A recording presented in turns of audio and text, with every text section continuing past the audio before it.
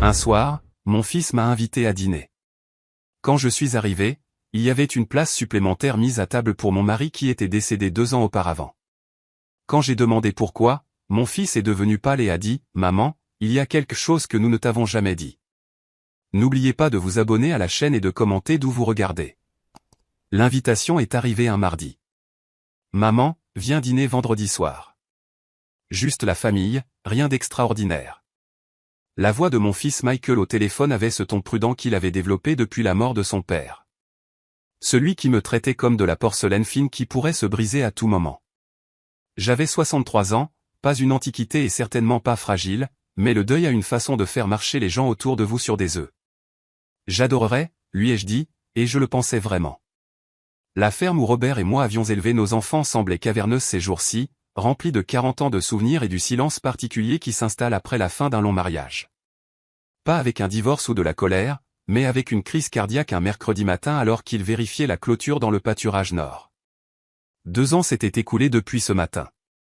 2 ans depuis que je l'avais trouvé là, le visage dans l'herbe haute, ses gants de travail encore aux mains.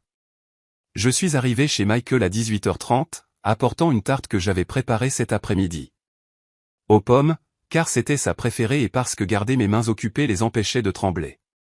La maison était une modeste demeure coloniale dans un quartier tranquille de Millbrook, en Pennsylvanie. Le genre d'endroit où les familles s'enracinent et où les enfants jouent dans les arroseurs sur les pelouses en été. Ma belle-fille, Vanessa, a ouvert la porte. Elle avait toujours été belle de cette manière soigneusement entretenue. Cheveux méchés, vêtements de sport de luxe, un sourire qui n'atteignait jamais tout à fait ses yeux. « Britney », dit-elle en m'embrassant près de la joue. « Tu n'aurais pas dû. Nous avons un dessert. » J'en avais envie, dis-je simplement en lui tendant la tarte. La maison sentait le poulet rôti et autre chose. Quelque chose que je ne pouvais pas tout à fait identifier. Une eau de Cologne, peut-être, ou un après-rasage. Cela a remué quelque chose dans ma mémoire, mais la pensée s'est échappée avant que je puisse l'attraper. Où est Emma ? Ai-je demandé, cherchant ma petite fille.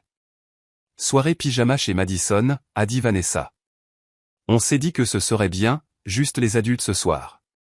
Quelque chose dans son ton m'a fait hésiter, mais Michael est sorti de la cuisine avant que je puisse l'analyser, s'essuyant les mains sur un torchon. Maman, tu es venue. Il m'a serré dans ses bras, et j'ai senti la tension dans ses épaules. La façon dont il m'a tenu juste un peu trop longtemps. Bien sûr que je suis venu, ai-je dit en me reculant pour étudier son visage. Est-ce que tu vas bien ? Tu as l'air fatigué. Le travail a été fou, dit-il sans me regarder dans les yeux. Allez, mangeons. Tout est prêt. La table de la salle à manger était mise avec la belle porcelaine de Vanessa. Le service que sa mère leur avait donné, de couleur crème avec une bordure dorée. Des bougies vacillaient dans des chandeliers en cristal. De la musique classique jouait doucement depuis des haut-parleurs cachés.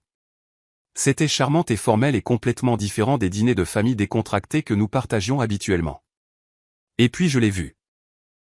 4 couverts, 4 assiettes, 4 jeux d'argenterie, 4 verres à vin captant la lueur des bougies, mais nous n'étions que 3.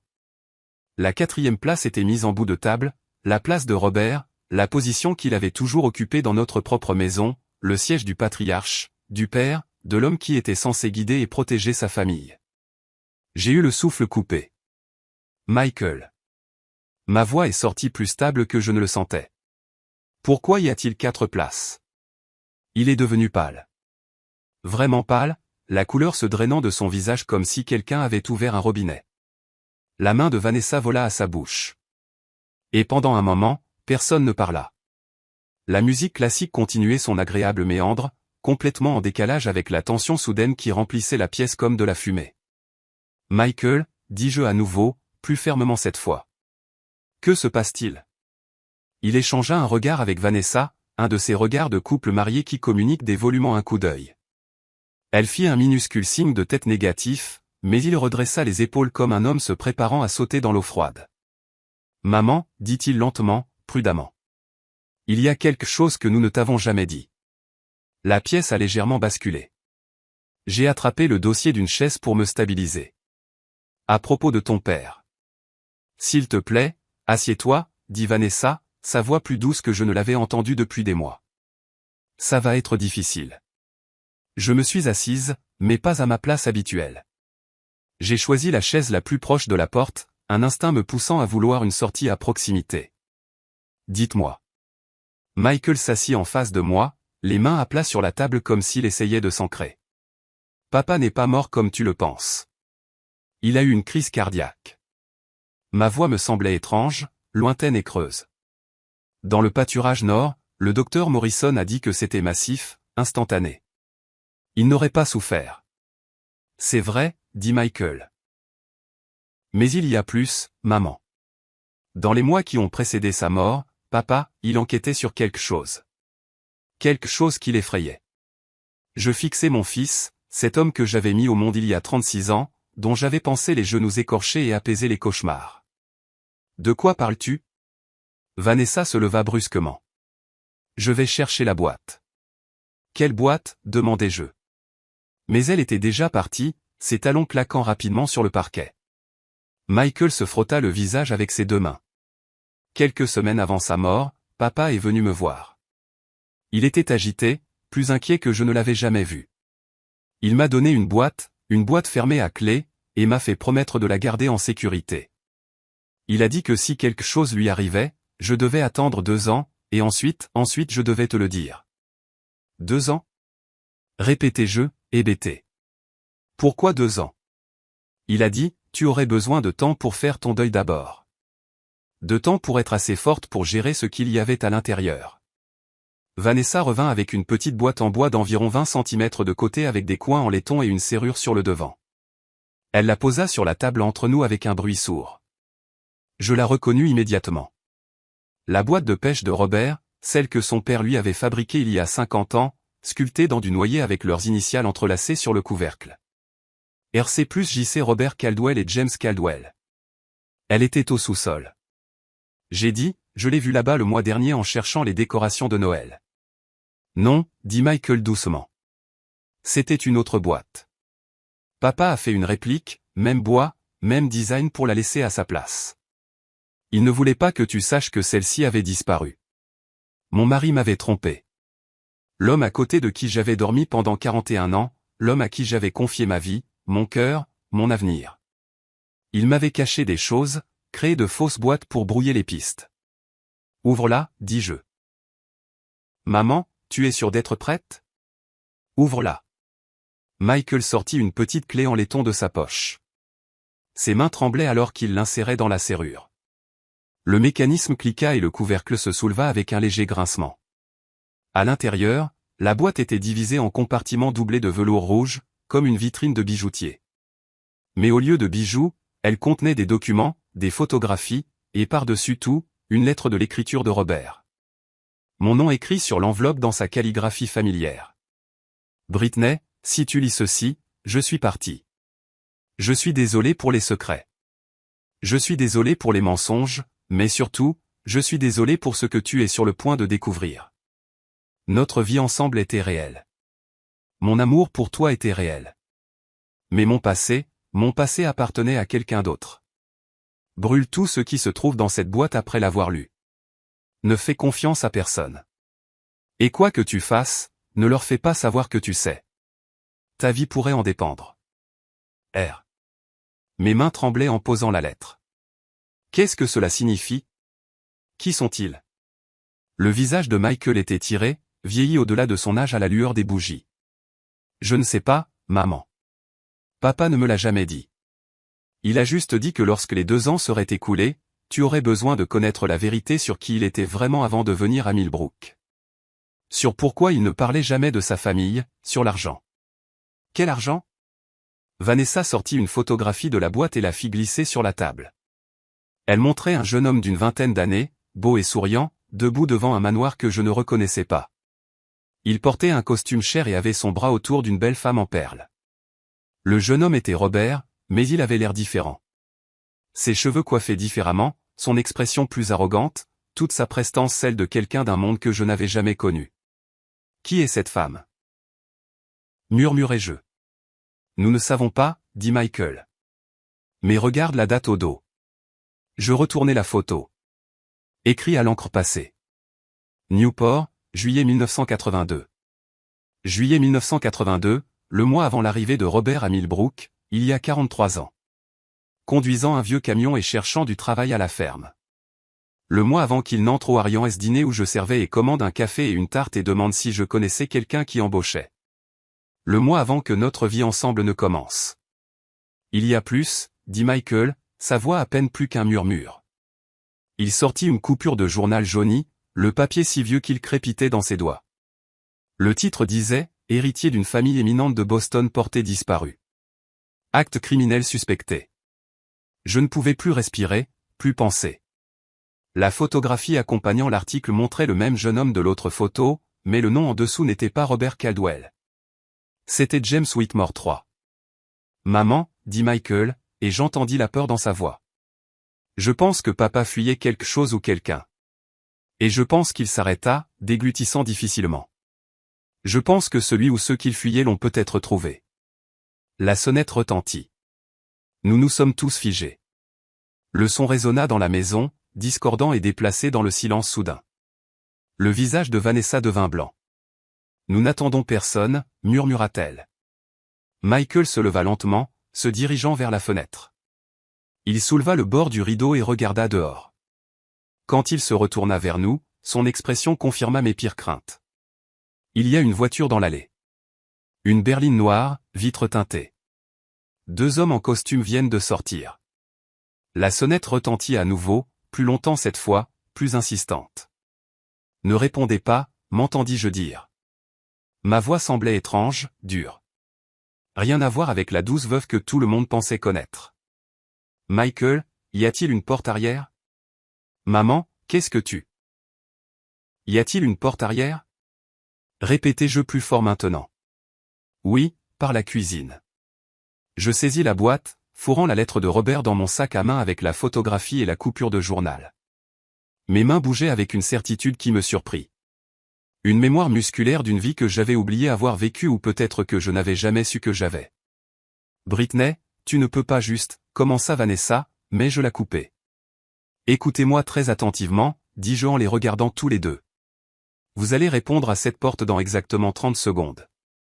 Vous allez leur dire que je suis parti il y a 1 heure. Vous allez agir naturellement, surpris qu'ils soient là, confus quant à ce qu'ils veulent. Pouvez-vous faire ça? Ils me regardèrent comme si une deuxième tête m'avait poussé. La sonnette retentit une 3e fois. Et maintenant, on frappait aussi. Ferme, autoritaire.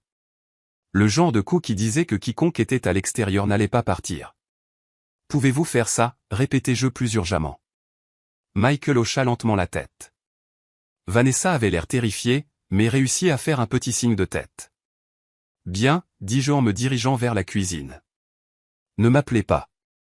N'envoyez pas de SMS. Je vous contacterai quand ce sera sûr. Maman, attends.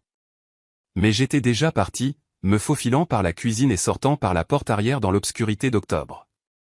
La boîte de Robert serrée contre ma poitrine. Mon cœur battant avec quelque chose qui ressemblait à de la peur mais avait le goût de la fureur. Mon mari avait été quelqu'un d'autre, quelqu'un d'assez important pour que des gens le cherchent encore 43 ans plus tard. Quelqu'un qui m'avait menti pendant tout notre mariage. Et maintenant il était mort. Et il venait pour moi. Je ne savais pas qui ils étaient ni ce qu'ils voulaient, mais j'allais le découvrir, même si cela devait me tuer. J'ai conduit pendant 20 minutes avant de me permettre de réfléchir.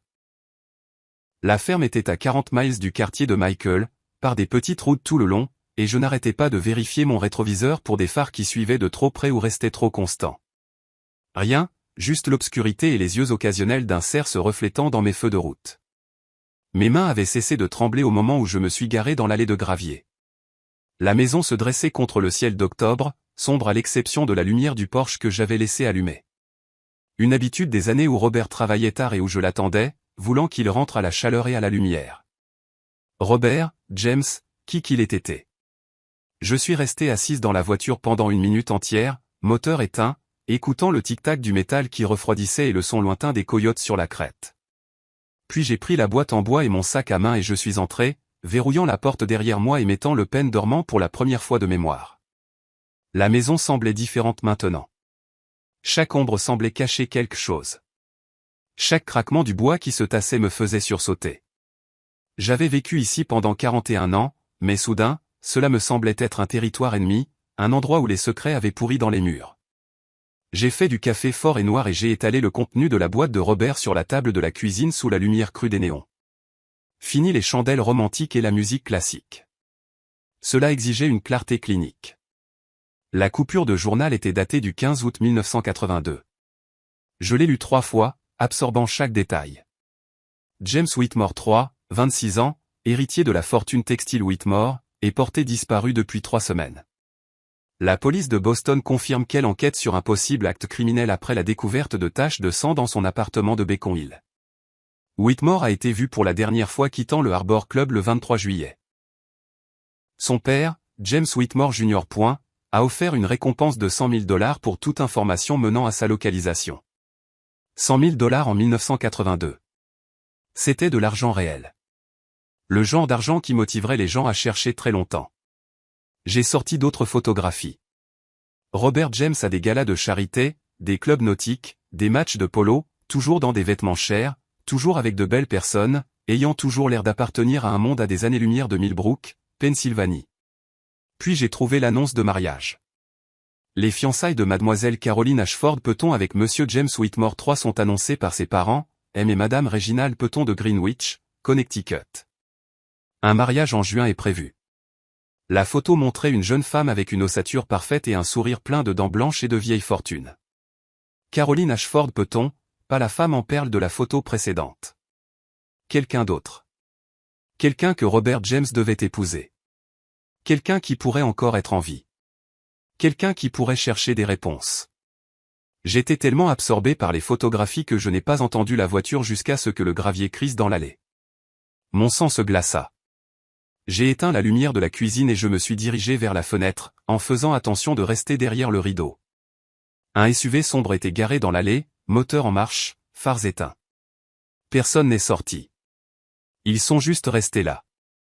Une présence fantomatique observant la maison. Mon téléphone a vibré. Un SMS de Michael. « Maman, où es-tu » Ces hommes ont dit qu'ils venaient du bureau de l'avocat de la succession. Ils avaient des questions sur le testament de papa. Est-ce que ça va?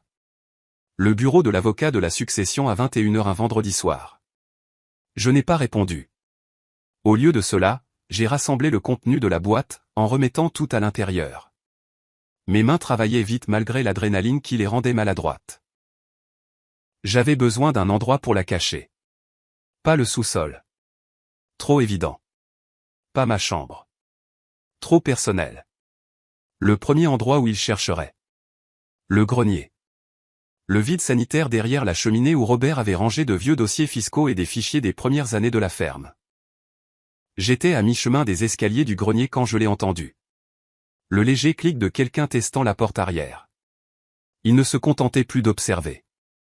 Je me suis déplacé plus vite, montant dans le grenier et relevant les escaliers derrière moi, grimaçant à chaque craquement de bois. Le grenier était exigu et poussiéreux, rempli de 40 ans de vie accumulée. Décoration de Noël, vieux meubles, boîtes de vêtements qu'Emma avait dépassées. J'ai rampé à 4 pattes jusqu'à la cheminée, j'ai retiré la plaque de contreplaqué que Robert avait utilisée pour couvrir le vide sanitaire et j'ai poussé la boîte en bois profondément à l'intérieur.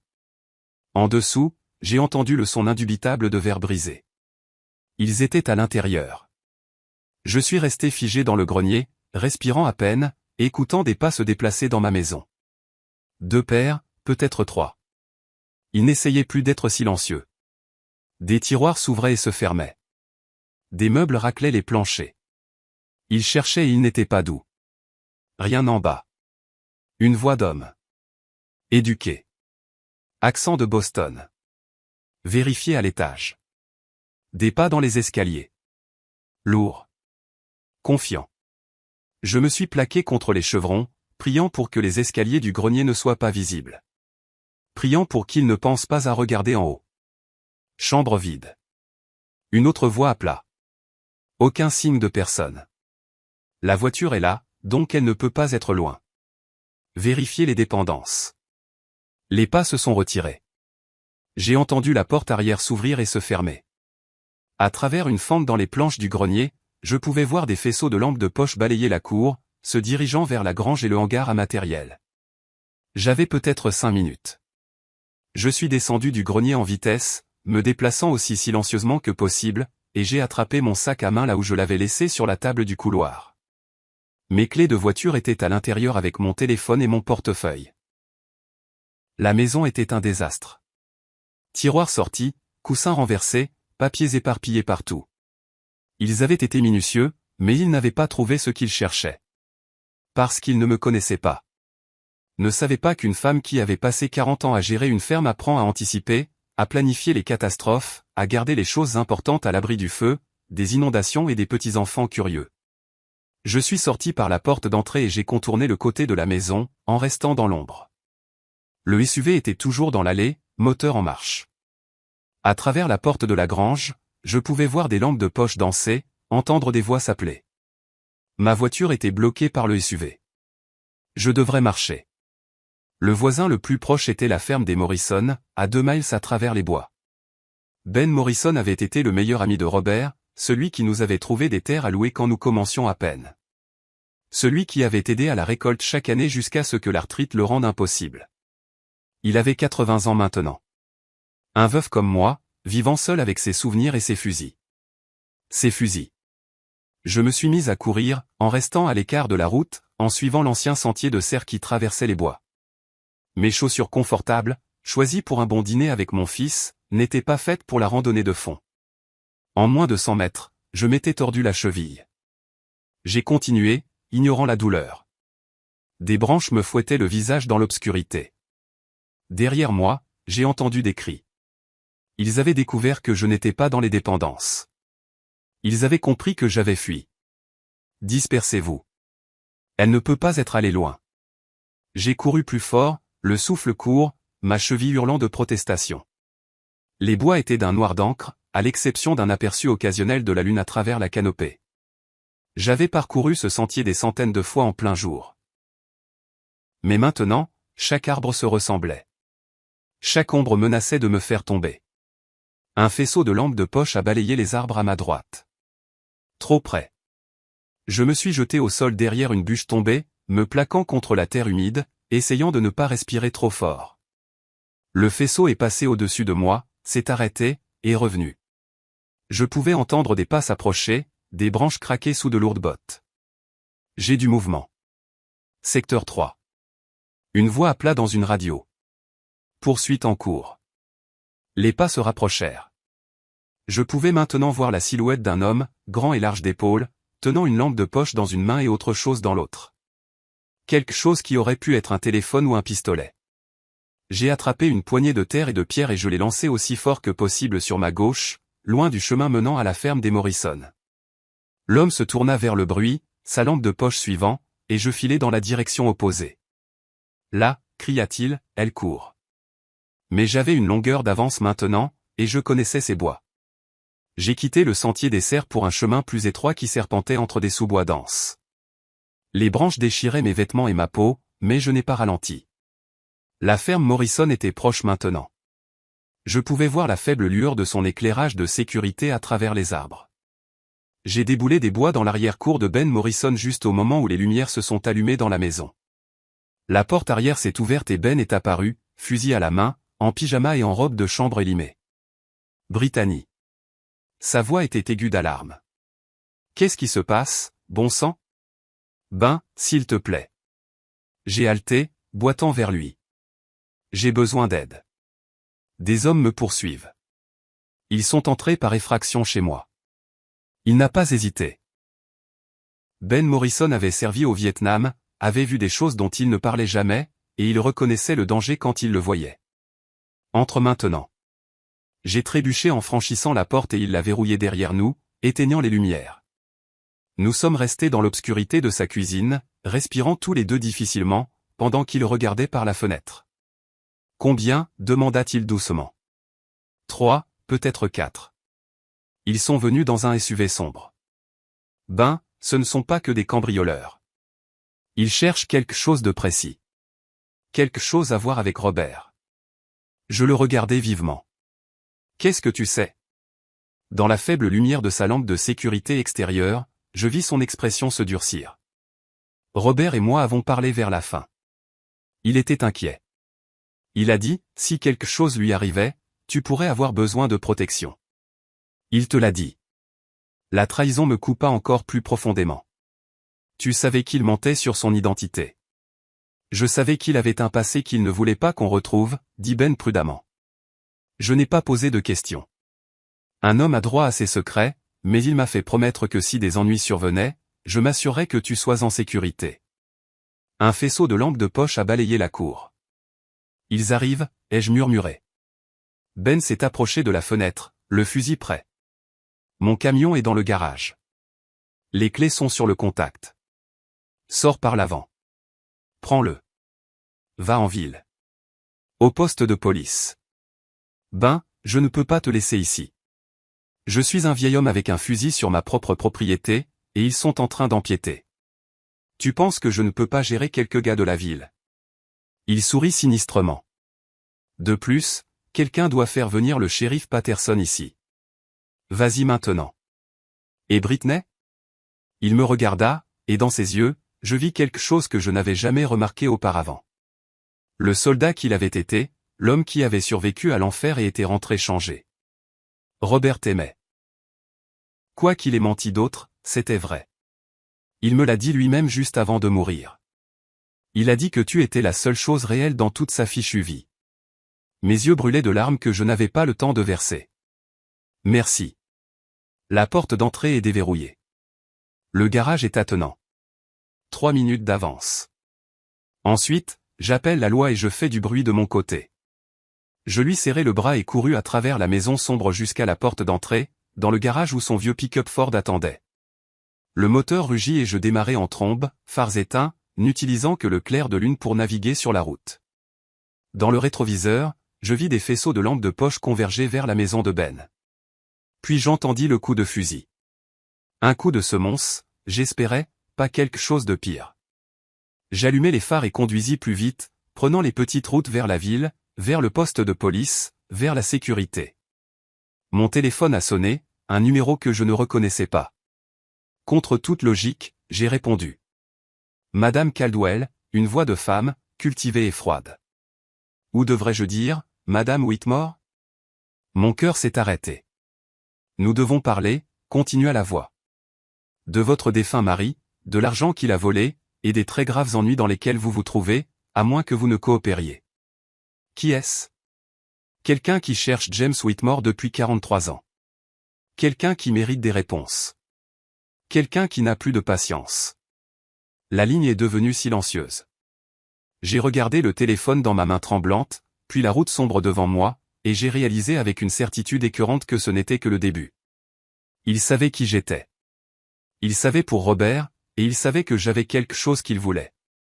La seule question était, que étais-je prête à faire pour survivre? Je ne suis pas allé au poste de police. Quelque chose dans cet appel téléphonique, la voix de la femme, la certitude dans son ton, la façon dont elle avait dit coopérer, m'a dit qu'impliquer les forces de l'ordre local serait une erreur. Ces gens avaient des ressources. Ils cherchaient depuis 43 ans. Ils ne seraient pas arrêtés par un shérif de petite ville qui n'avait probablement jamais enquêté sur quelque chose de plus grave qu'un vol de bétail. Au lieu de cela, je me suis rendu au seul endroit où je pensais qu'ils ne regarderaient peut-être pas, la bibliothèque publique de Millbrook. Elle était fermée, bien sûr, bien après 22 heures un vendredi soir, mais je connaissais le code de sécurité. J'avais fait partie du conseil d'administration de la bibliothèque pendant 15 ans, j'avais aidé à collecter des fonds pour la rénovation, j'avais passé d'innombrables heures de bénévolat à ranger des livres et à organiser des programmes de lecture pour les enfants. Martha Riss, la bibliothécaire en chef, m'avait donné le code pour les urgences. Cela se qualifiait, j'ai garé le camion de Ben derrière le bâtiment, hors de vue de la rue, et je suis entré par la porte arrière. La bibliothèque était sombre à l'exception des panneaux de sortie de secours, leur lueur verte projetant des ombres étranges sur des rangées de livres silencieux. J'avais toujours aimé les bibliothèques, leur odeur de papier et de possibilités, leur promesse de réponse à toutes les questions. Mais ce soir, elles ressemblaient à un mausolée. Je me suis dirigé vers la section des ordinateurs, en restant loin des fenêtres, et je me suis connecté à l'un des terminaux publics. Mes mains tremblaient en tapant James Whitmore 3, Boston disparu, 1982. Les résultats ont inondé l'écran. Des dizaines d'articles du Boston Globe, du Herald, et même du New York Times. La famille Whitmore était la royauté de Boston, de l'argent ancien, un empire textile, des relations politiques remontant à la guerre d'indépendance. James Whitmore III avait été l'enfant en or, diplômé de Harvard, préparé pour reprendre l'entreprise familiale jusqu'à sa disparition. J'ai cliqué sur article après article, reconstituant l'histoire. James était fiancé à Caroline Ashford Peton, fille d'une autre famille éminente de Boston. Le mariage était prévu pour juin 1983. Mais en juillet 1982, James avait disparu après avoir quitté le Harbor Club, un établissement exclusif où l'élite de la ville se réunissait. Son appartement avait été retrouvé en désordre. Du sang sur le tapis, des signes de lutte. La police suspectait un acte criminel, mais n'avait ni corps, ni témoin, ni piste. La famille avait cherché pendant des années. Des enquêteurs privés, une récompense, même des médiums, rien. Finalement, ils avaient organisé un service commémoratif et l'avaient déclaré légalement mort. Mais quelqu'un n'avait manifestement jamais cessé de chercher. J'ai cherché Caroline Ashford Peton et j'ai trouvé un article plus récent datant de 5 ans. La philanthrope de Boston Caroline Peton Ashcraftoft fait un don de 5 millions de dollars à l'hôpital pour enfants. Elle avait ajouté un trait d'union à son nom après avoir épousé quelqu'un d'autre, un diplomate nommé Richard Ashcraftoft. La photo accompagnant l'article montrait une femme élégante dans la soixantaine, les cheveux argentés parfaitement coiffés, portant des perles et un sourire étudié qui n'atteignait pas ses yeux. Elle ressemblait à quelqu'un qui ne pardonnait pas facilement. J'étais tellement concentré sur l'écran que j'ai failli ne pas entendre la porte d'entrée de la bibliothèque s'ouvrir. Presque. J'ai éteint l'écran et je me suis laissé tomber par terre derrière le comptoir de prêt, le cœur battant si fort que j'étais sûr qu'on pouvait l'entendre de l'autre côté de la pièce. Des pas résonnèrent sur le carrelage, mesurés, confiants, le son de quelqu'un qui savait exactement ce qu'il faisait. Madame Caldwell, une voix d'homme, différente de celle de chez moi, plus jeune avec un soupçon de Brooklyn dans les voyelles. Je sais que vous êtes ici. Le camion à l'extérieur vous a trahi. Nous ne sommes pas là pour vous faire du mal. Nous voulons juste parler. Je suis restée silencieuse, pressée contre le sol frais, respirant à peine. Je m'appelle Daniel Torres. Je suis un détective privé.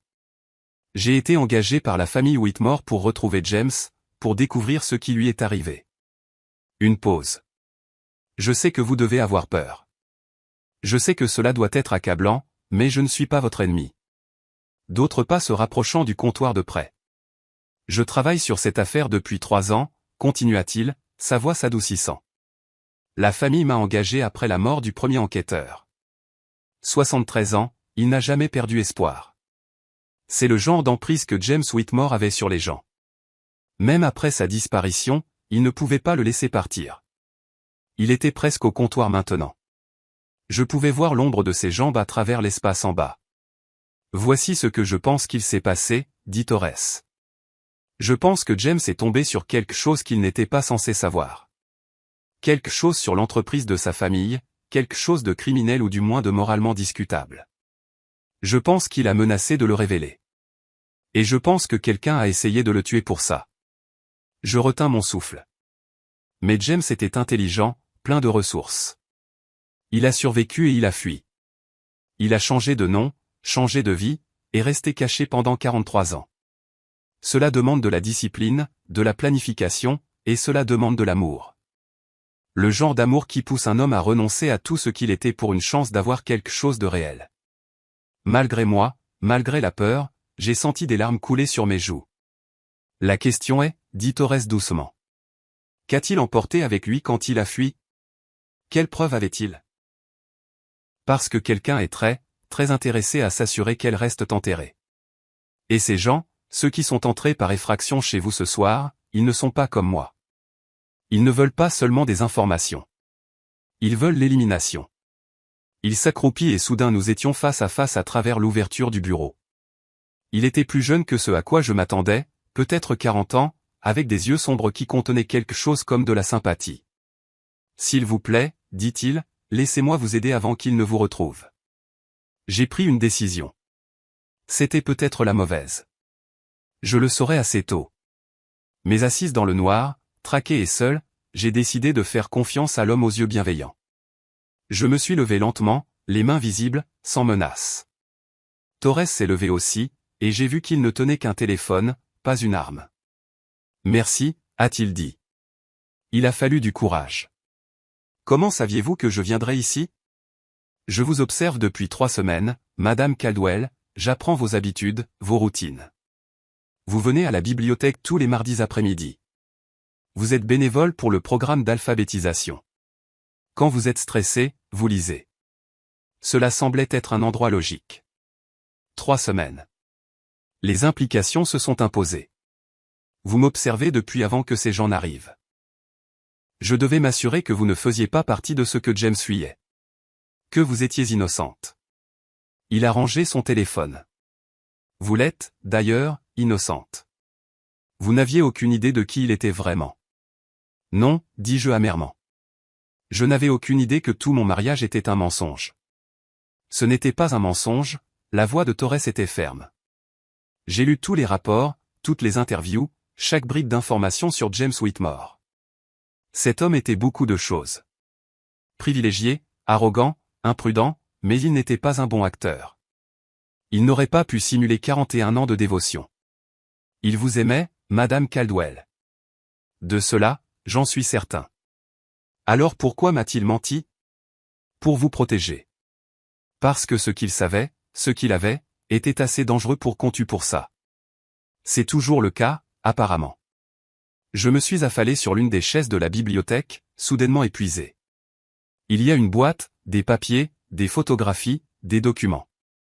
Il me l'a laissé avec notre fils. Des instructions pour l'ouvrir 2 ans après sa mort. Les yeux de Torres se sont aiguisés. Où est-elle maintenant? Cachée, en sécurité. J'ai besoin de la voir. Pourquoi devrais-je vous faire confiance? Je l'ai regardé directement. Vous avez dit vous-même qu'il y a des gens qui veulent éliminer les preuves. Comment puis-je savoir que vous ne travaillez pas pour eux? Vous ne le savez pas, a-t-il admis. Mais considérez ceci. Si je voulais vous faire du mal, j'aurais pu le faire il y a 3 semaines. Si je voulais que les preuves soient détruites, j'aurais pu incendier votre maison pendant que vous dormiez. Je suis ici parce que je veux la vérité. Et parce qu'il a hésité parce que mon oncle était Carlos Torres. Il était l'enquêteur original engagé par la famille Whitmore. Il a passé 30 ans de sa vie à chercher James, et ça l'a rongé. Il est mort en croyant avoir échoué, que James était mort dans une tombe peu profonde quelque part. J'ai repris l'affaire pour finir ce qu'il avait commencé, pour lui donner la paix. Même dans la mort. Il y avait quelque chose dans sa voix. Du chagrin, de la détermination, un besoin de tourner la page que je reconnaissais parce que je le ressentais aussi. La femme qui m'a appelé, ai-je dit. Elle a dit, Robert James a volé de l'argent. Est-ce vrai? L'expression de Torres s'assombrit. C'est ce que son père a prétendu. 20 millions de dollars ont disparu des comptes familiaux juste avant la disparition de James. Mais voici le truc. J'ai examiné les dossiers financiers. L'argent n'a pas été volé. Il a été déplacé avec soin, méthodiquement sur une période de 6 mois avant sa disparition. James ne fuyait pas un vol. Il documentait quelque chose. Quoi? Le blanchiment d'argent. L'entreprise familiale des Whitmore n'était pas seulement le textile. C'était une façade pour blanchir de l'argent pour des gens très dangereux. James l'a découvert et il a rassemblé des preuves. Ces 20 millions, c'était de l'argent sale qu'il a déplacé sur des comptes où il pouvait être tracé. Il constituait un dossier. Les pièces se sont emboîtées avec une clarté écœurante. Et puis ils sont venus le chercher. Oui, mais il s'est échappé. Et il a emporté les preuves avec lui. J'ai pensé à la boîte en bois cachée dans le vide sanitaire de mon grenier. Aux documents que je n'avais pas encore examinés, à l'avertissement final de Robert, ne faire confiance à personne. Si ce que vous dites est vrai, dis-je lentement, alors ces preuves valent la peine de tuer pour. Encore, après 43 ans, certaines des personnes impliquées sont toujours en vie, toujours puissantes, ont toujours tout à perdre. Torres se pencha en avant.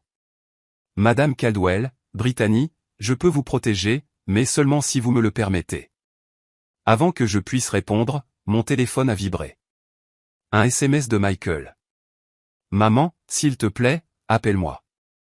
Vanessa est à l'hôpital. Ils l'ont blessée. Le monde a basculé. Quoi? Torres a vu mon expression. Qu'est-ce qui ne va pas? Je lui ai montré le SMS avec des mains tremblantes. Il a juré à voix basse. Ils intensifient la pression. Ils utilisent votre famille pour vous faire pression. Il a sorti son téléphone. Ses doigts se déplaçaient rapidement sur l'écran. J'appelle des renforts. Des gens en qui j'ai confiance. Nous devons mettre votre fils et votre petite-fille en sécurité. Emma, ai-je murmuré. Elle est à une soirée pyjama. Chez Madison. Avez-vous l'adresse? J'ai hoché la tête, mon esprit tournant à plein régime. Michael avait dit que Vanessa était blessée. À quel point? Et pourquoi s'en prendrait-il à elle plutôt qu'à lui? À moins qu'il n'ait aussi ciblé Michael. À moins que le SMS ne vienne pas du tout de lui. Attends. J'ai attrapé le bras de Torres. Appelle le numéro. Ne réponds pas par SMS. Appelle-le. Si c'est vraiment Michael, il y répondra. Sinon. Les yeux de Torres s'écarquillèrent de compréhension. Il appuya sur le bouton d'appel et mit le téléphone sur haut-parleur. Il sonna 4 fois. Puis une voix de femme répondit. La même voix cultivée et froide de l'appel précédent. Madame Caldwell. C'est si gentil de votre part de nous contacter. Votre fils va bien, d'ailleurs, pour l'instant. Tout comme votre belle-fille, mais ma patience s'épuise. Que voulez-vous? Ma voix sortit ferme et dure. Je veux ce que James a volé à ma famille. Je veux les documents qu'il a utilisés pour nous trahir. Et je les veux dans les 12 heures. Où les gens que vous aimez commenceront à mourir. Une pause. Est-ce que nous nous comprenons? Qui êtes-vous? Quelqu'un que vous auriez dû rencontrer il y a longtemps. Quelqu'un qui était censé faire partie de la famille. La voix de la femme dégoulinait de venin. Je suis Caroline Peton-Ashcroft. La fiancée de James. La femme qu'il a abandonnée sans explication, sans conclusion, sans dignité. La femme qui a passé 43 ans à se demander pourquoi. Mon souffle se coupa. C'est vous qui êtes derrière tout ça, les effractions, les menaces. Je suis derrière la recherche de la vérité. Quoi qu'il en coûte. Sa voix se durcit. 12 heures, Madame Caldwell. Les documents en échange de la sécurité de votre famille. Je vous contacterai pour les détails du lieu. La ligne est devenue silencieuse. Torres et moi nous sommes regardés dans la faible lumière de la bibliothèque. Elle ne travaille pas pour les gens qui ont blanchi l'argent, dis-je lentement, la réalisation se faisant jour. Elle travaille contre eux. Elle veut se venger ou obtenir justice, a rétorqué Torres. Cela dépend de votre point de vue. Quoi qu'il en soit, elle a ma famille et elle veut des preuves qui pourraient détruire des personnes puissantes. Je me suis levé. Décision prise. Nous devons récupérer cette boîte maintenant avant que quelqu'un d'autre ne soit blessé. Elle est à votre ferme. Oui, c'est le premier endroit où ils chercheront. Ils y sont peut-être déjà. Alors nous devrons être plus malins qu'eux. J'ai croisé son regard. Vous avez dit que vous vouliez la vérité. Eh bien, voici votre chance. Mais comprenez bien ceci. Une fois que nous ouvrirons cette boîte, une fois que nous verrons ce que Robert James a passé 43 ans à protéger, il n'y aura pas de retour en arrière. Des gens mourront. Peut-être nous y compris. Torres sourit sombrement. Madame, je chasse des fantômes depuis 3 ans. Je suis prêt pour de vraies réponses. Alors allons les chercher. Nous sommes sortis par la porte arrière dans la nuit d'octobre, et j'ai réalisé avec une certitude glaciale que la femme que j'avais été, la douce veuve, la grand-mère patiente, la femme qui faisait des tartes et faisait du bénévolat dans les bibliothèques, avait disparu. À sa place se trouvait quelqu'un de plus dur, de plus vif, quelqu'un qui avait été marié à un homme qui avait déjoué certains des personnages les plus dangereux du monde pendant 4 décennies, quelqu'un qui avait appris de lui, même sans le savoir. Les chasseurs étaient devenus les chassés, et j'en avais fini de fuir. Nous nous sommes approchés de la ferme par l'est, en passant par la propriété des Henderson, coupant à travers des champs que je connaissais depuis que mes enfants étaient jeunes. Torres conduisait sans les phares, naviguant au clair de lune. Tandis que j'étais assise sur le siège passager du camion de Ben, planifiant notre approche comme un général planifiant un siège. Il était presque minuit. Le délai de 12 heures que Caroline m'avait donné signifiait que j'avais jusqu'à midi demain. Mais le temps n'était pas la seule pression qui pesait sur nous. Deux véhicules dans votre allée, a dit Torres, regardant à travers des jumelles. Un SUV noir et une berline. Au moins 4 personnes, peut-être plus. Il n'essaie même pas de se cacher. Pourquoi le ferait-il? Dis-je amèrement. Ils ont ce qu'ils veulent. Un moyen de pression. Ils savent que je reviendrai. Le ferez-vous? Je l'ai regardé. Je suis là, n'est-ce pas? Nous nous sommes garés à un demi-mile de là, cachés derrière la grange à matériel des Henderson, et nous nous sommes approchés à pied à travers les bois. Ma cheville me lançait là où je l'avais tordue plus tôt, je l'ai ignoré. La douleur n'était qu'une information, et en ce moment, elle me disait que j'étais vivante. La ferme était éclairée de toutes parts. Chaque fenêtre était illuminée, comme s'ils voulaient s'assurer que je savais qu'ils en avaient pris possession. Par la fenêtre de la cuisine, je pouvais voir des silhouettes bouger, chercher, saccager ma vie pièce par pièce. Le grenier, elle chuchotait à Torres. La boîte est cachée derrière la cheminée dans le vide sanitaire, mais nous ne pouvons pas y accéder de l'intérieur. Pas avec eux ici. Y a-t-il un autre moyen? J'ai pensé à la construction de la ferme. Les rénovations que Robert et moi avions faites au fil des ans. Les secrets de sa structure que seuls nous connaissions. Le toit. Il y a une trappe d'accès sur le côté nord qui mène directement au grenier. Robert l'a installée il y a 15 ans quand nous avions des écureuils qui nichaient là-haut. Il voulait pouvoir vérifier les dégâts sans passer par la maison. Peux-tu grimper? J'ai 63 ans, pas morte. Torres sourit malgré la tension. D'accord. Allons-y. Nous avons fait un grand cercle, en restant à la lisière des arbres jusqu'à ce que nous atteignions le côté nord de la maison où les ombres étaient les plus profondes. La trappe d'accès était à 12 pieds de hauteur, accessible uniquement par la vieille échelle en métal que Robert avait boulonnée au mur derrière un treillis de rosiers grimpants. Les rosiers avaient poussé à l'état sauvage depuis sa mort, les épines épaisses comme des doigts, mais ils offraient aussi une couverture. Nous nous sommes avancés furtivement, et j'ai commencé à grimper, ignorant les épines qui déchiraient mes vêtements et ma peau. Torres me suivait en dessous, une main sur ma cheville pour me stabiliser lorsque la vieille échelle grinçait. En haut, j'ai réussi à ouvrir la trappe. Elle était raide à cause de la désuétude, et pendant un terrible instant, j'ai cru qu'elle pourrait être verrouillée ou rouillée. Puis elle a cédé avec un léger gémissement, et je me suis hissé dans l'obscurité du grenier. Torres est monté derrière moi, refermant la trappe. Nous sommes restés immobiles un instant, à l'écoute. En dessous de nous, les planchers craquaient. Des voix murmuraient. Quelqu'un a ri. Un son si désinvolte et déplacé qu'il m'a glacé le sang. De combien de temps as-tu besoin? A soufflé Torres à mon oreille. 2 minutes. J'ai rampé vers la cheminée, mes mains trouvant des formes familières dans l'obscurité.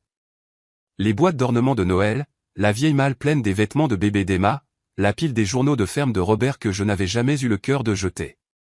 Tout était exactement là où je l'avais laissé, sauf le contreplaqué recouvrant le vide sanitaire. Il avait été déplacé.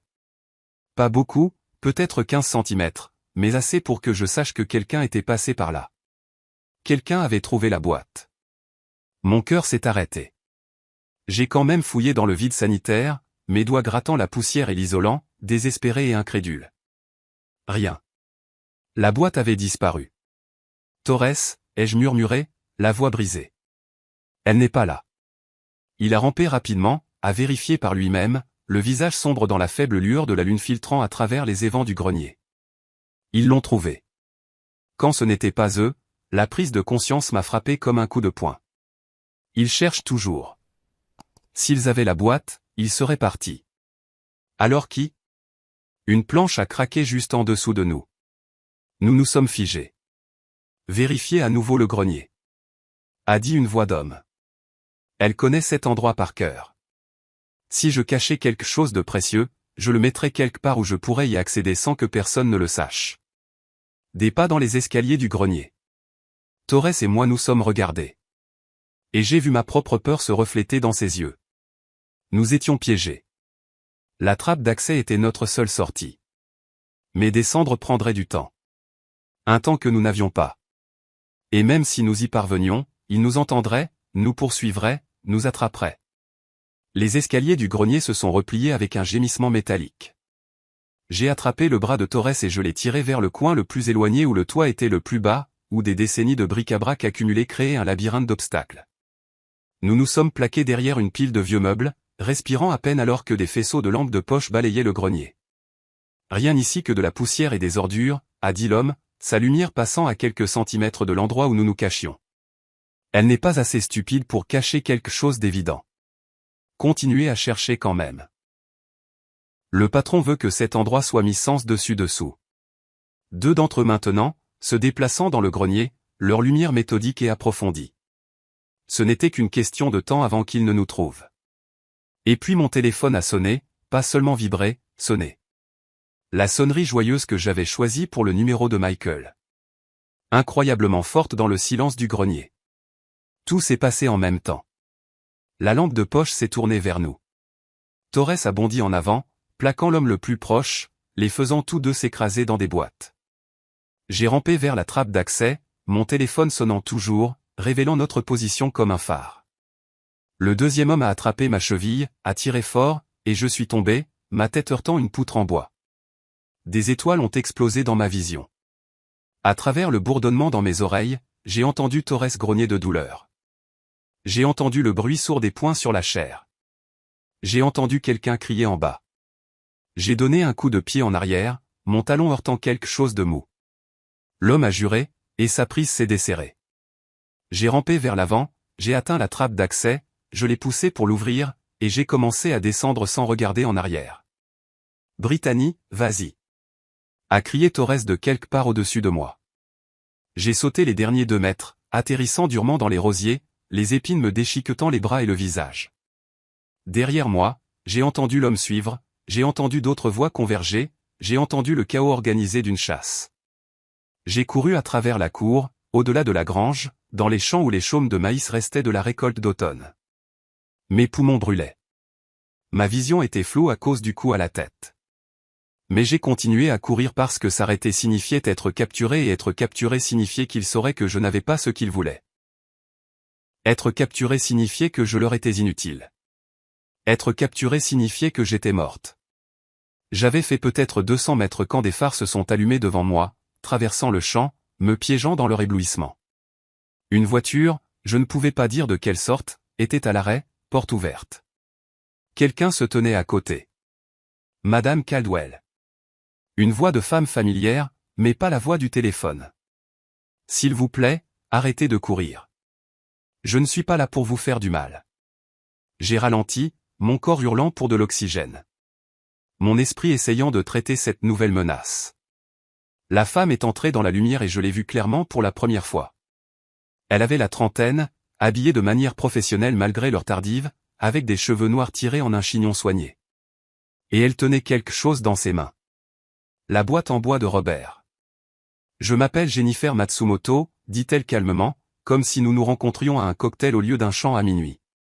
Je suis avocate au cabinet Blackstone & Associates. J'ai été l'exécutrice testamentaire de votre mari ces 2 dernières années, et je pense que nous devons parler. Derrière moi, j'ai entendu des cris, le bruit de gens se dispersant pour chercher.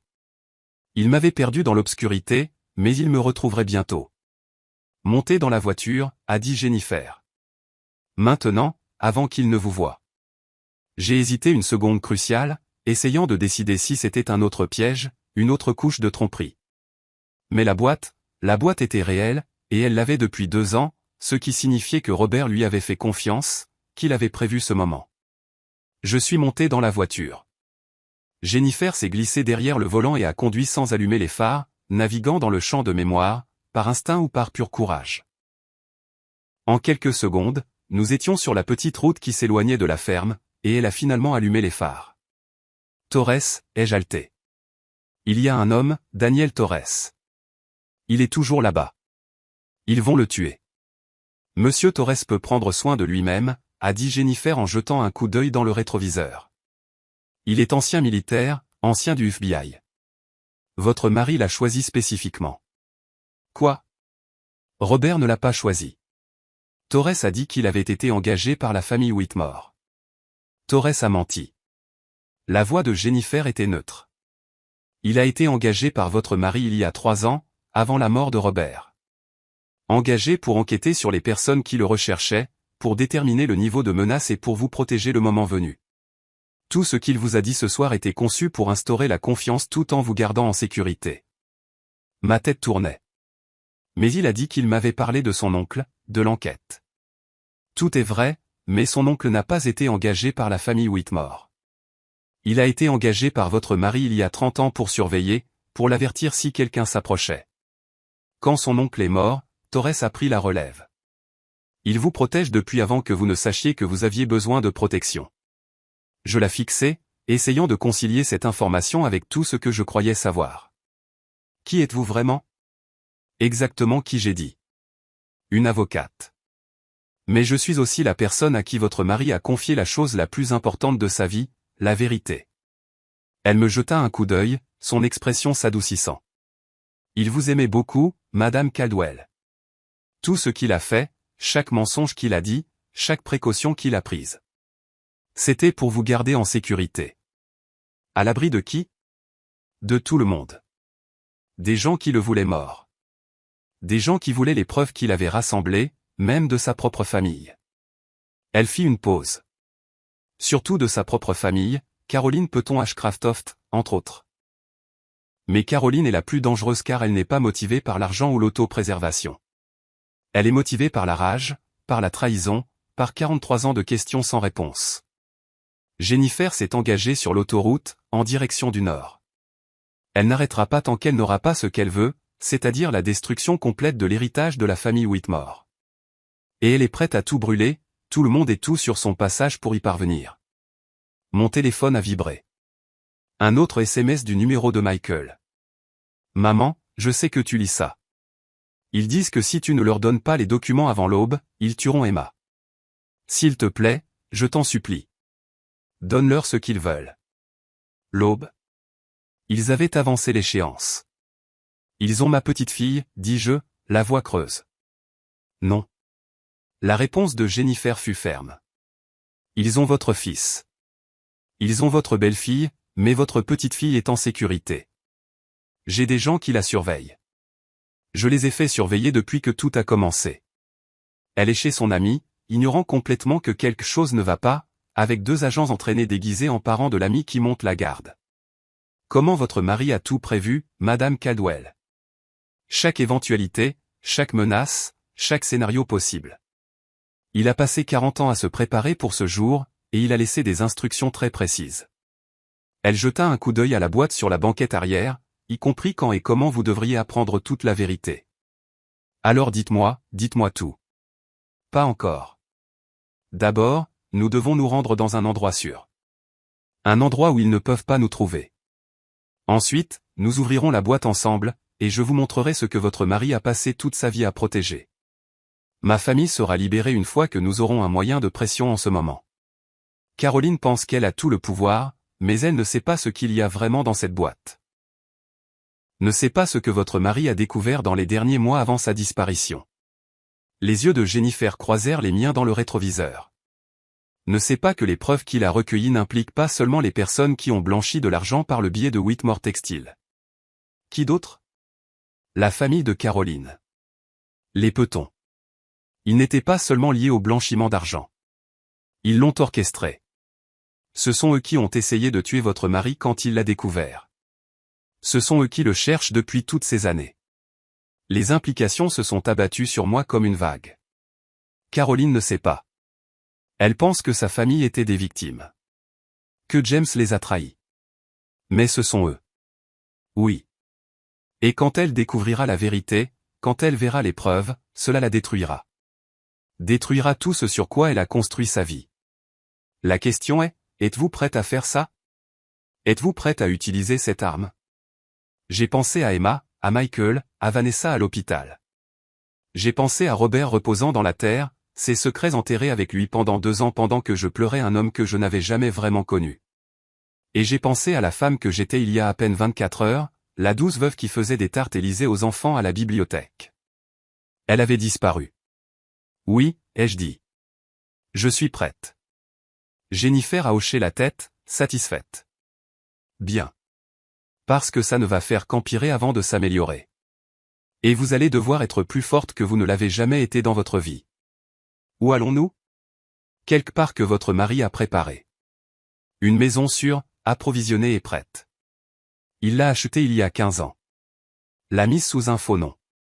N'en a jamais parlé à personne. Elle a souri sombrement. Même pas à vous. Encore des secrets. Les secrets qui vous ont maintenu en vie. Nous avons conduit en silence pendant encore 20 minutes, laissant Millbrook derrière nous, nous dirigeant vers un territoire que je ne reconnaissais pas. Finalement, Jennifer a tourné sur un chemin de terre étroit qui serpentait à travers une forêt dense, se terminant par une petite cabane en retrait de la route, invisible à moins de savoir où chercher. Elle s'est garée derrière la cabane et a coupé le moteur. Nous serons en sécurité ici pour un petit moment au moins. À l'intérieur, la cabane était spartiate mais fonctionnelle. Une seule pièce avec un lit, une table, une petite cuisine. Jennifer a posé la boîte en bois sur la table et a sorti son téléphone. Tout d'abord, nous devons établir que vous êtes en vie et indemne, que vous êtes prête à négocier. Je vais enregistrer une vidéo de vous et nous allons l'envoyer à Caroline. Qu'est-ce que je dis? La vérité. Que vous avez les documents que vous êtes prête à échanger contre la sécurité de votre famille, mais que vous voulez d'abord une preuve de vie. Une vidéo de Michael, de Vanessa, et la confirmation qu'Emma n'a pas été touchée. Jennifer a positionné son téléphone sur une pile de livres, créant un trépied improvisé. Et Britney, vous devez avoir l'air forte, pas effrayée, pas désespérée. Forte. Je redressai les épaules, levai le menton et fixai la caméra. La femme qui me regardait depuis l'écran du téléphone était presque méconnaissable. Cheveux en désordre, visage égratigné et ensanglanté par les épines de rose, yeux durs comme le silex. Enregistre, ai-je dit. Jennifer appuya sur le bouton. Madame peut-on Ashcraftoft, ai-je dit, ma voix calme et froide. J'ai ce que vous voulez. Tout. Chaque document, chaque photographie, chaque preuve que mon mari a rassemblée. Je suis prête à négocier un échange. Mais d'abord, vous allez me prouver que ma famille est en vie et indemne. Vous avez 2 heures. Après cela, je commence à envoyer des copies de ces documents au FBI, à la SEC et au Boston Globe. À vous de jouer. Jennifer a arrêté l'enregistrement et a immédiatement envoyé la vidéo. Et maintenant? Ai-je demandé. Maintenant, nous ouvrons la boîte, a-t-elle dit. Et je vous montre exactement avec quoi vous négociez. Elle a sorti la clé en laiton, la même que Michael avait utilisée il y a ce qui semblait être une éternité, et a déverrouillé la boîte. Mais lorsqu'elle a soulevé le couvercle, le contenu semblait différent de ce dont je me souvenais, plus organisé, plus complet. La boîte que Michael vous a donnée n'était que le déclencheur. Le dossier complet a toujours été avec moi, sous les instructions de Robert, a dit Jennifer calmement. Ce que votre fils vous a montré était la première couche, a expliqué Jennifer. Les photographies, les coupures de journaux, la lettre, tout cela était destiné à vous faire comprendre que votre mari avait un passé. Mais ceci, elle a sorti un grand livre relié en cuir, des pages remplies de dates, de noms et de chiffres de l'écriture soignée de Robert. C'est ce qu'il recherche vraiment. J'ai ouvert le grand livre et j'ai commencé à lire. Et à chaque page, à chaque révélation, j'ai compris pourquoi mon mari avait fui, pourquoi il s'était caché, pourquoi il m'avait menti pendant 41 ans, et pourquoi il avait été prêt à mourir pour garder ses secrets en sécurité. Le grand livre était un chef-d'œuvre de documentation. 43 ans de preuves, méticuleusement tenues, mises à jour même après la mort supposée de Robert. Page après page de transactions, de dates, de noms, une carte complète de la façon dont la famille Peton avait utilisé Whitmore Textile comme façade pour blanchir de l'argent de cartels de la drogue, de marchands d'armes et de politiciens corrompus. Mais ce n'était pas le pire. Page 73, dit Jennifer doucement. C'est celle qui compte le plus. J'ai feuilleté le registre avec des mains tremblantes jusqu'à ce que je la trouve. Une seule transaction datée du 15 juillet 1982. 20 millions de dollars transférés des comptes Whitmore à une banque offshore aux îles Caïmans. Et à côté, de l'écriture de Robert, paiement reçu. CAP Caroline Ashford Peton. Elle n'était pas une victime, ai-je murmuré. Elle en faisait partie. Elle était l'architecte. A corrigé Jennifer. Votre mari a découvert que Caroline était celle qui dirigeait l'opération de blanchiment d'argent depuis des années, utilisant les relations de son père et le nom de la famille Whitmore comme couverture. Quand James l'a découvert et l'a confronté, elle a ordonné sa mort. Elle l'a fait passer pour un kidnapping qui a mal tourné. Mais elle l'a sous-estimé. Il a pris les preuves et s'est enfui. Pas seulement les preuves, l'argent aussi. Ces 20 millions, il les a déplacés sur des comptes auxquels elle ne pouvait pas accéder. Des comptes qui seraient automatiquement transférés aux forces de l'ordre si quelque chose lui arrivait. C'était une assurance, un interrupteur de l'homme mort. Jennifer a sorti un autre document, un contrat légal, jauni par le temps. Il allait témoigner contre elle. Il avait un rendez-vous avec les procureurs fédéraux le 1er août 1982. Mais Caroline l'a appris, a envoyé des gens à son appartement la nuit précédente. Il s'est échappé de justesse. J'ai regardé le document, la signature de Robert en bas. James Whitmore III, et j'ai essayé de concilier cela avec l'homme qui m'avait appris à planter des tomates, qui m'avait tenu la main pendant la naissance de Michael, qui avait dansé un slow avec moi dans la cuisine pour notre anniversaire. Pourquoi n'est-il pas allé voir les autorités plus tard, une fois qu'il était en sécurité? Parce que les autorités étaient compromises. Le père de Caroline était un juge fédéral. Son oncle était un sénateur. Elle avait des relations partout. Police, FBI, procureur. Votre mari savait que rendre cela public ne ferait que le faire tuer et n'accomplirait rien. L'expression de Jennifer était sombre. Alors, il est resté caché, a gardé les preuves en sécurité et a attendu. Attendu quoi? Que le délai de prescription expire pour certaines accusations, que les principaux acteurs meurent. Que le paysage politique change suffisamment pour que les preuves aient à nouveau de l'importance, elle a fait un geste vers le grand livre, et que la technologie progresse suffisamment pour qu'il puisse prouver ce qu'il a documenté. La moitié de ces preuves étaient inutiles en 1982, juste sa parole contre la leur. Mais maintenant, avec la criminalistique numérique, avec les bases de données, avec de nouvelles façons de tracer l'argent, ce grand livre est une bombe nucléaire. Mon téléphone a vibré. Une réponse de Caroline, plus rapide que ce à quoi je m'attendais. Un fichier vidéo.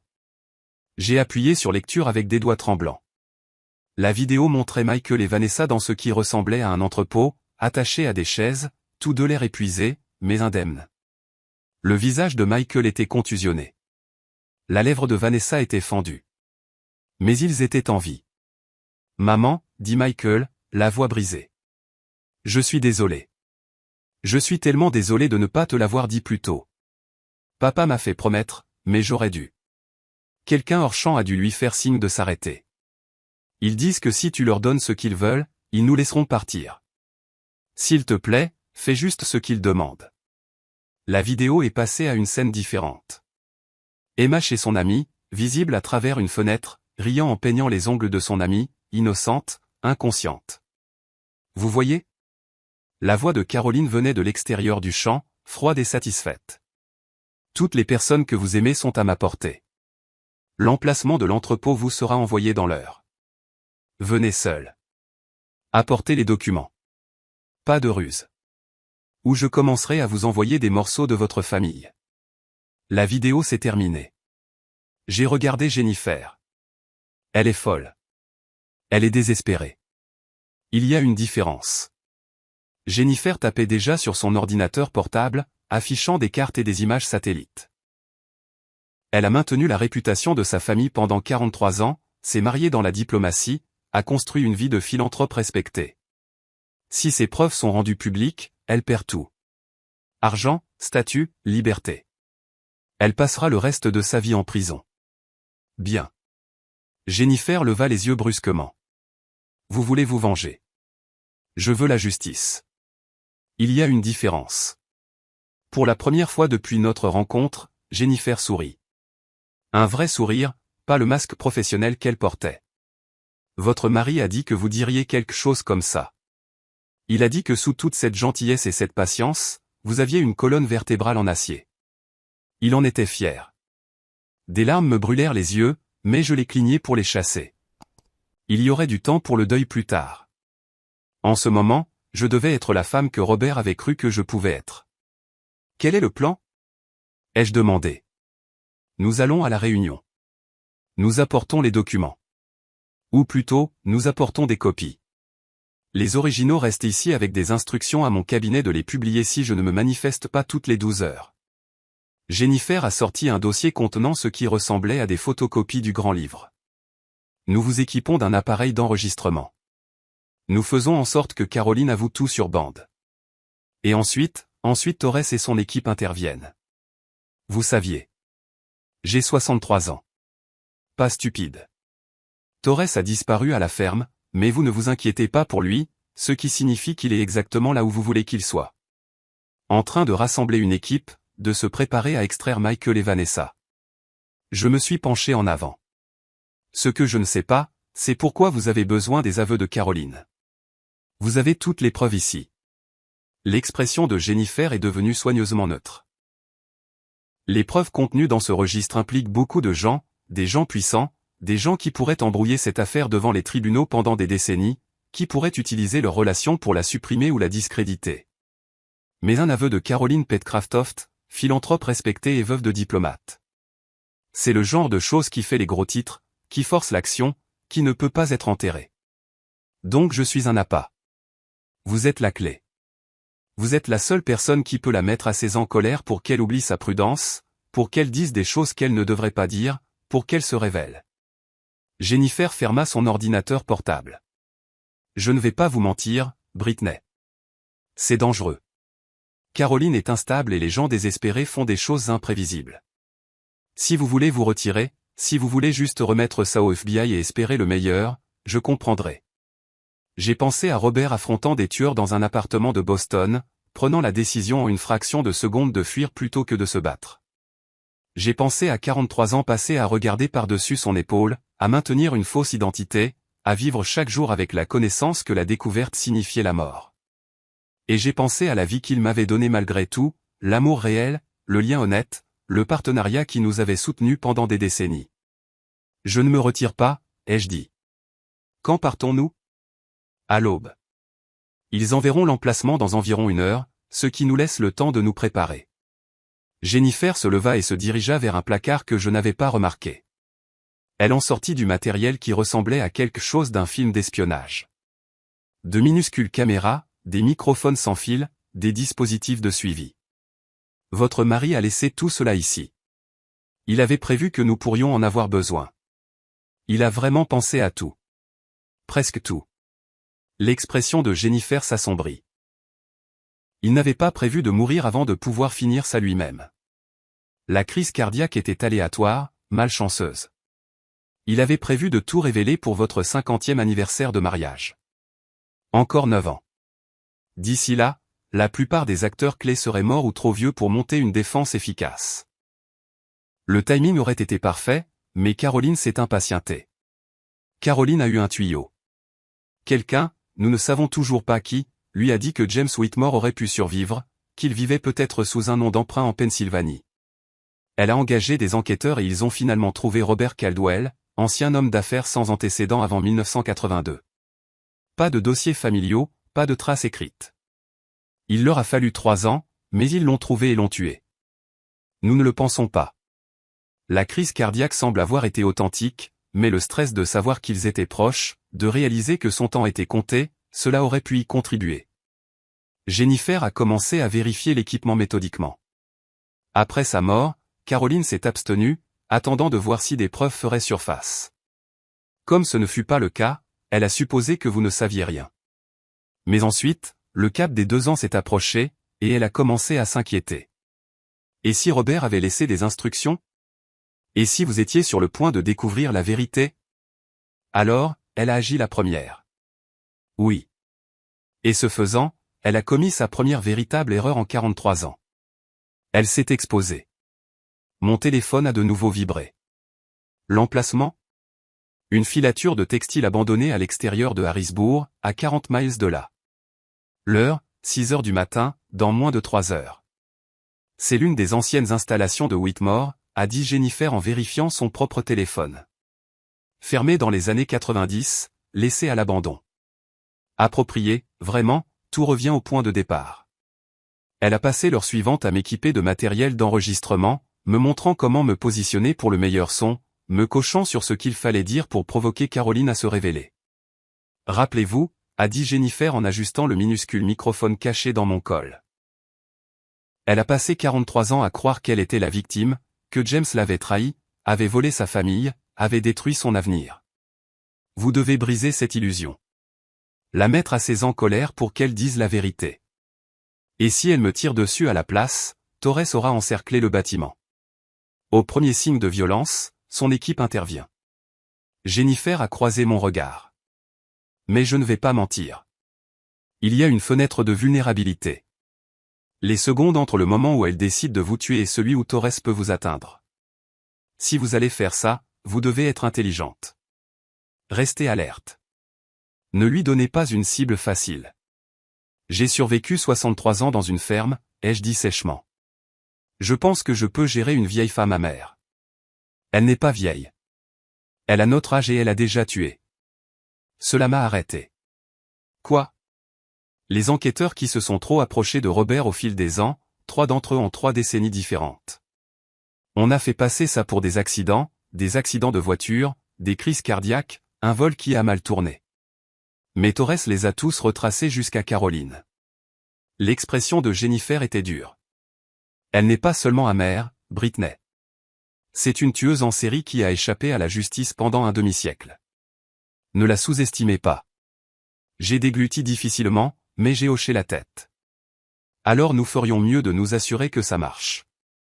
Nous avons quitté la cabane à 5 heures du matin, l'obscurité encore lourde autour de nous, et nous avons conduit vers Harrisburg en silence. Les mains de Jennifer étaient stables sur le volant, mais je pouvais voir la tension dans ses épaules, la façon dont elle n'arrêtait pas de vérifier les rétroviseurs. Depuis combien de temps le savez-vous, ai-je demandé doucement, à propos de Robert, de tout ça. Je l'ai rencontré il y a 5 ans. Il est venu à notre cabinet à la recherche de quelqu'un spécialisé dans la publication de preuves posthumes, des documents qui ne deviendraient publics qu'après la mort de quelqu'un. Il était déjà malade à l'époque, il savait déjà que son cœur défaillait. Il voulait s'assurer que s'il mourait avant de pouvoir terminer cela, quelqu'un serait là pour vous aider. Il planifiait sa propre mort. Il planifiait toutes les éventualités, y compris celle où Caroline vous trouverait avant que vous ne découvriez la vérité. Jennifer m'a jeté un coup d'œil. Il vous aimait beaucoup, Britney. J'ai géré beaucoup de successions, beaucoup de dernières volontés, mais je n'ai jamais vu quelqu'un aller aussi loin pour protéger quelqu'un.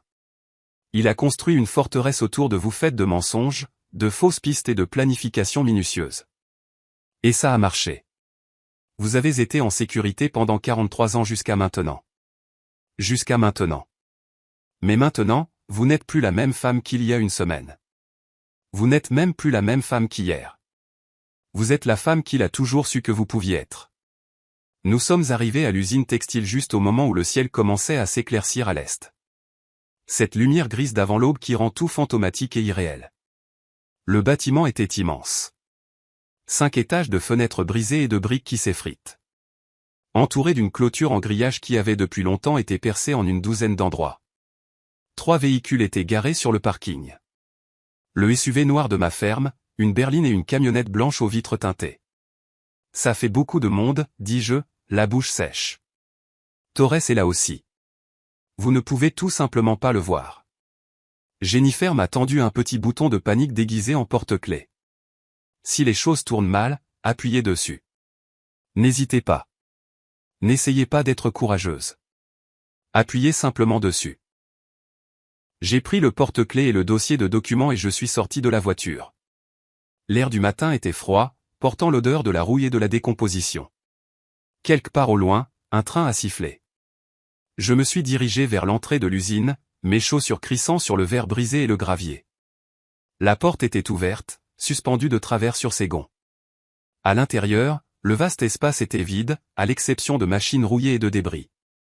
Des rayons de lumière matinale filtraient à travers les fenêtres brisées, créant des motifs sur le sol en béton.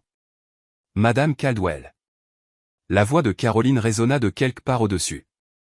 C'est si gentil de votre part de vous joindre à nous. Dernier étage.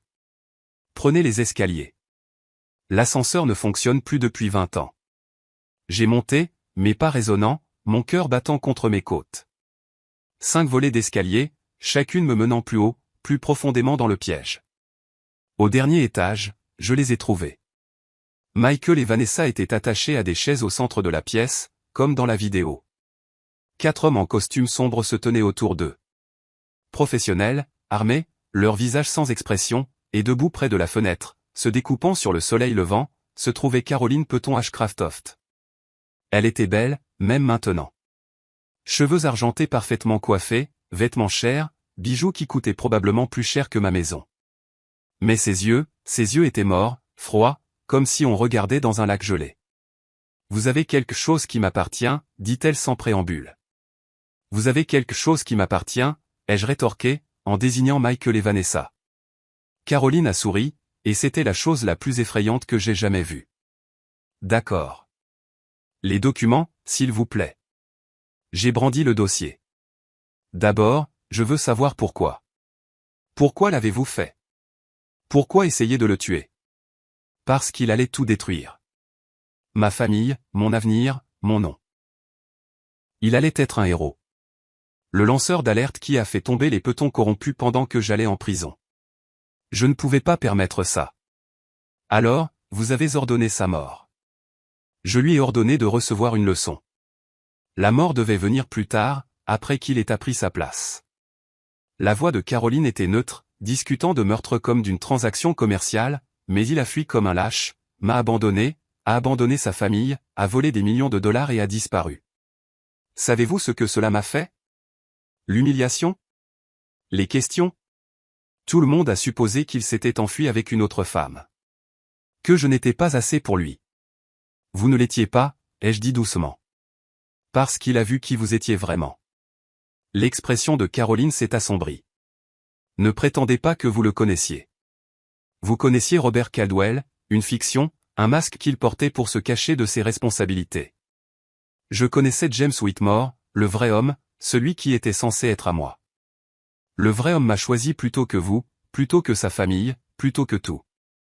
J'ai fait un pas en avant et il a passé 43 ans à documenter chaque crime que vous avez commis, chaque vie que vous avez détruite, chaque dollar que vous avez blanchi. Vous pensez que vous le cherchiez? Il vous observait, constituait un dossier contre vous, attendant le moment parfait pour vous détruire. Il est mort, cracha Caroline. Le moment est passé, n'est-ce pas? J'ai ouvert le dossier, lui montrant la première page du registre, sa signature claire comme le jour, autorisant un transfert d'argent de la drogue, car il me semble que son moment, c'est maintenant. Caroline a regardé la page et j'ai vu son visage passer de l'arrogance à la confusion, puis à une horreur naissante. Ce n'est pas. Je n'ai jamais signé. Vous l'avez signé. 15 juillet 1982. Une semaine avant que vous n'essayiez de faire tuer James, il a tout photographié, tout documenté, tout gardé en sécurité, et maintenant tout va être rendu public. Vous bluffez, n'est-ce pas? J'ai sorti mon téléphone et je lui ai montré l'écran, un brouillon de mail déjà composé, adressé au FBI, au Boston Globe, au Washington Post avec des pièces jointes clairement étiquetées. Un seul bouton, c'est tout ce qu'il faut. La seule question est de savoir si vous voulez d'abord une chance de vous expliquer. M'expliquer. Caroline a ri, un son comme du verre brisé. À vous, vous n'êtes personne. Une femme de fermier. Une femme qui a passé toute sa vie à vivre le mensonge de quelqu'un d'autre. Vous pensez que vous pouvez me juger? Je n'ai pas à vous juger. Les preuves le font d'elles-mêmes. J'ai fait un autre pas en avant, plus près maintenant. Assez près pour voir la sueur commencer à perler sur son front parfait. Mais je veux comprendre. Aidez-moi à comprendre comment vous êtes devenu ça. Comment la femme que James aimait assez pour la demander en mariage est devenue un monstre. Et voilà, la faille dans son armure. Sa main se dirigea vers son sac à main, et je sus avec une terrible certitude qu'elle avait une arme à l'intérieur, qu'elle allait me tuer, que j'avais trop poussé. J'ai appuyé sur le bouton de panique. Tout s'est passé en quelques secondes. Les fenêtres ont explosé vers l'intérieur alors que Torres et son équipe sont entrés en rappel, se déplaçant avec une précision militaire. Les hommes de Caroline ont tenté de saisir leurs armes, mais ont été abattus avant de pouvoir tirer. Michael et Vanessa ont plongé sur le côté, toujours attachés à leur chaise, alors que des balles faisaient des étincelles sur les machines métalliques. Et Caroline a sorti son arme, l'a pointée directement sur ma poitrine, le visage tordu de rage et de haine. « Tu m'as tout pris », a-t-elle crié.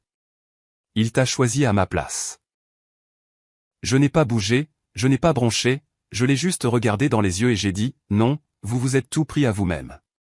Le moment où vous avez choisi l'argent plutôt que l'amour, le moment où vous avez choisi le meurtre plutôt que la justice, James ne vous a pas quitté, Caroline. Vous l'avez détruit. Et maintenant, vous vous êtes détruite vous-même. Son doigt se resserra sur la détente. Un coup de feu retentit. Caroline tomba au sol, se tenant l'épaule, l'arme glissant sur le béton. Torres apparut à mes côtés, l'arme levée, le visage sombre. « Ça va ?» demanda-t-il. J'ai hoché la tête, mes jambes soudainement faibles.